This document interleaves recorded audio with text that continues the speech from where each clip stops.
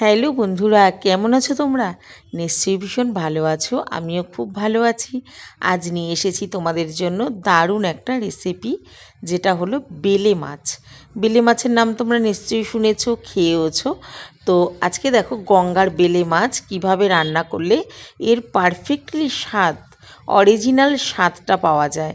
তো সেইটা আজকে তোমাদেরকে আমি দেখাবো। তো দেখো মাছগুলোকে দেখতে পাচ্ছ তোমরা, মাছগুলো কিন্তু গঙ্গার পুরো জ্যান্ত মাছ, একদম পুরো লাফাচ্ছে এখনও মাছগুলো। তো মাছগুলো আমি কেটে নেব। দেখো মাছগুলো আমি কেটে পরিষ্কার করে নুন দিয়ে ধুয়ে নিয়েছি, মাথাটা বাদ দিয়ে দিয়েছি। মাথার মধ্যে বালি থাকে বলে মাথাটা আমি রাখি না, বাদ দিয়ে দিচ্ছি। এবার দেখো আমি এই মাছে কি কি মশলা ইউজ করব। এই মশলাটাই হচ্ছে কিন্তু এই মাছের জন্য পারফেক্ট। যদি এই মশলা তোমরা পারফেক্টভাবে দিতে পারো তো মাছে একেবারে টেস্ট কিন্তু ফুল থাকবে। তো মাছের মধ্যে আমি মশলা নিয়ে নিয়েছি, দেখো শুকনো লঙ্কা দুটো, কাঁচা লঙ্কা, আদা, জিরে, ধনে, পেঁয়াজ আর টমেটো। এবার আমি কিছু মশলা এখান থেকে একটু পেস্ট করে নিই, ঠিক আছে? যেমন ধরো আদা, জিরে, লঙ্কা আর শুকনো লঙ্কা আর কাঁচা লঙ্কা, এটা আমি পেস্ট করে নেব।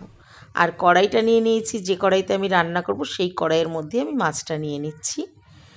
মাছটাকে নিয়ে এর মধ্যে আমি ধীরে ধীরে এক এক করে সব অ্যাড করতে থাকবো। দিয়ে দিলাম নুন, দিয়ে দিলাম হলুদ, এরপরে দিয়ে দেবো আমি এর মধ্যে পেঁয়াজ কুচোনো, তারপরে টমেটো কুচিগুলোকেও দিয়ে দেবো, যেগুলো আগে করে রেখেছিলাম আমি। মশলা তোমাকে সব রেডি রাখতে হবে আগে, তারপরে আমি যে মশলাটা করেছি সেই মশলাটা দিয়ে দেবো এর মধ্যে। এবার দিয়ে দেবো তেল। তোমরা যে যা তেল ইউজ করো রান্নাতে সেই তেলই ইউজ করবে এখানে, ঠিক আছে? আমি এখানে তোমার সয়াবিন অয়েল দিয়ে দিচ্ছি। সর্ষের তেল আমি খাই না, তাই আমি সয়াবিন অয়েলটাই ইউজ করছি। তোমরা যারা সর্ষের তেল খাও সর্ষের তেল দেবে, কোনো প্রবলেম নেই। যা তেল দিয়ে রান্না করবে সেই তেলেই কিন্তু মাছের স্বাদটা আসবে, একই স্বাদ থাকবে। তেলের জন্য কোনো রকম কোনো প্রবলেম নেই। অনেকে বলে মাছ সর্ষের তেল ছাড়া স্বাদ হয় না, এটা কোনো কথা নয়, ঠিক থাকবে। তো মিক্সির মশলার বাটিটা ধুয়ে আমি অল্প একটু জলের মধ্যে দিয়ে দিলাম। গ্যাসটা ধরিয়ে নেব। গ্যাসটা ধরিয়ে নিয়ে আমি জাস্ট কড়াইটা গ্যাসের ওপরে চাপিয়ে দেবো।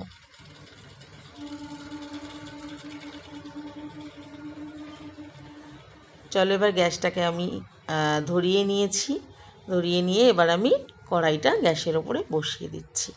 আর কিন্তু রান্নাটার মধ্যে আমাকে কিছুই করতে হবে না, জাস্ট আমাকে একটু লক্ষ্য রাখতে হবে যে ঠিক পারফেক্ট হচ্ছে কি না।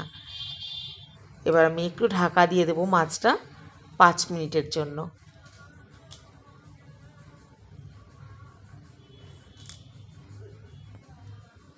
5 মিনিট হয়ে যাওয়ার পরে 5 মিনিট পর আমি ঢাকাটা খুলে আমি দেখব যে মাছটা কতটা হয়ে গেছে কি না, আর একটু হবে, ঠিক আছে? চলো দেখো মাছের ঝোলটা কিন্তু আমার ফুটছে। এবার আমি ঢাকাটা তুলে আমি দেখব যে মাছটা ঠিকঠাক মতো সব পুরোপুরি হয়েছে কি না।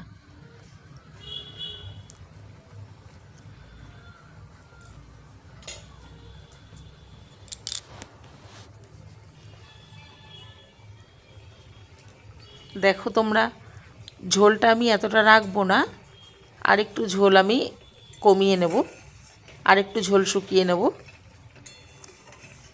আর একটু হবে মাছটা, কারণ এই মাছে এতটা ঝোল রাখলে ভালো লাগবে না খেতে। আর একটু শুকিয়ে নেব, শুকিয়ে নিলে টেস্ট কিন্তু একদম সুন্দর এসে যাবে।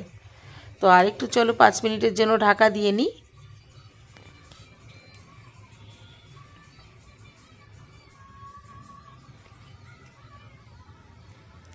আরও 5 মিনিট আমি মাছটাকে রান্না করলাম। দেখো এবার আমার ঝোলটা কিন্তু একদম পারফেক্ট এসে গেছে, একদম মাছটা পুরো রেডি।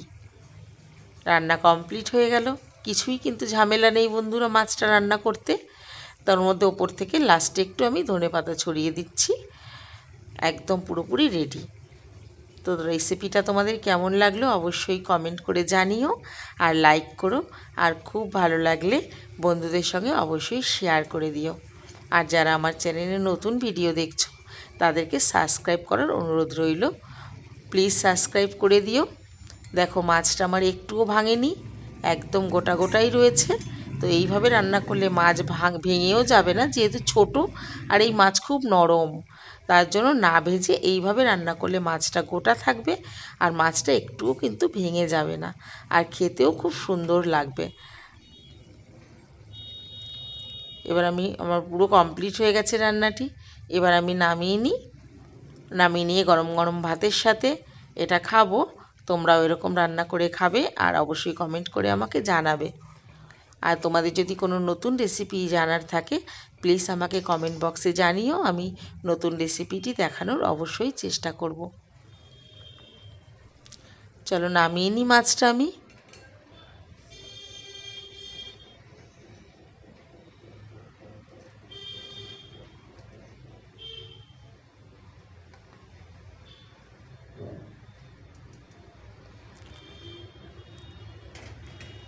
দেখো বন্ধুরা, একটা সুন্দর কালার এসেছে, কিন্তু দারুণ কালার। এই মাছে ঠিক এরকম কালারটাই ভালো লাগে।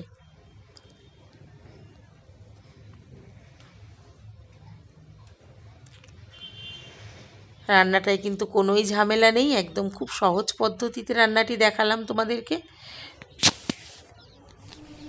এর থেকে সহজভাবে হয়তো আর মাছ রান্না করা যায় না। একদম দেখো কত সুন্দর পারফেক্ট কিন্তু দেখতে লাগছে, আর খেতেও কিন্তু অসাধারণ একটা টেস্ট লাগে এই মাছ। এই মাছে খুব সুন্দর একটা মানে অসম্ভব সুন্দর একটা স্বাদ রয়েছে, যেটা এইভাবে রান্না করলেই একমাত্র স্বাদটা বজায় থাকবে। ঠিক আছে বন্ধুরা, এখানেই শেষ করছি ভিডিওটি। টাটা।